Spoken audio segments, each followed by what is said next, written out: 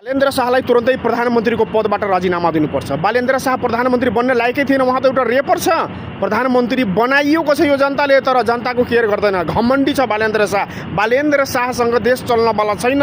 बालेन्द्र शाह मात्र आफ्नो फाइदाको लागि गरिबहरूको घर उजार्दैछन् भन्ने व्यक्तिहरू आज धेरै मात्रामा भइसकेका छन्। बालेन्द्र शाहको विरोध त्यो व्यक्तिहरूले गर्दैछन् जुन व्यक्तिहरू आफ्नै रोबरमा सदनमा यो देशको अर्थमन्त्री र प्रधानमन्त्रीलाई घन्टौँ घन्टौँ सुतेको हेरिराखेको थियो। आज त्यही व्यक्तिहरू बालेन्द्र शाहको विरोध गर्दैछन्। बालेन्द्र शाह आज सदनमा आएन। किन आएन त्यसको लागि उहाँको राजीनामा समेत माग संसदभित्र भइसकेका थिए र सामाजिक सञ्जालमा जुन एउटा नेगेटिभिटी फैलाइएको छ बालेन्द्र शाहको प्रति र राष्ट्र सरकारको प्रति, त्यो सबै व्यक्तिसँग भन्न चाहन्छु, कम्तीमा आज यस्ता प्रधानमन्त्री त आए कि जनताको काम गर्नको लागि आफ्नै मन्त्रालयमा बसेको छ, त्यो काम बिग्रिनवाला छ। भोलि हामी सदनमा गएर देशलाई या नेतालाई सम्बोधन गर्छौँ।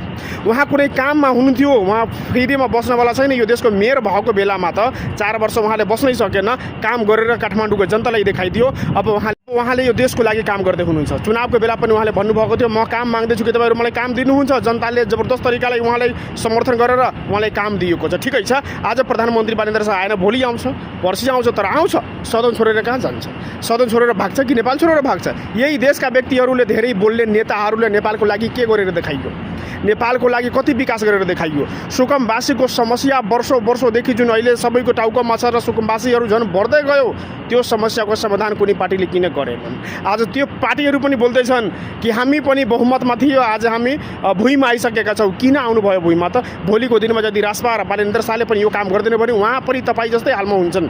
तर बालेन्द्र शाहको विरोध यति छिटो नगरौँ। अहिले 6 महिना 7 महिना 1 वर्ष भएको छैन उहाँको सरकारमा, 100 दिन पनि पुरा भएको छैन। तर 100 दिनको पनि उहाँसँग भिजन छ। भिजन लिएर उहाँ जनताप्रति काम गरिराख्नु भएको छ, उत्सुक हुनुहुन्छ देशको उन्नति र प्रगतिको लागि।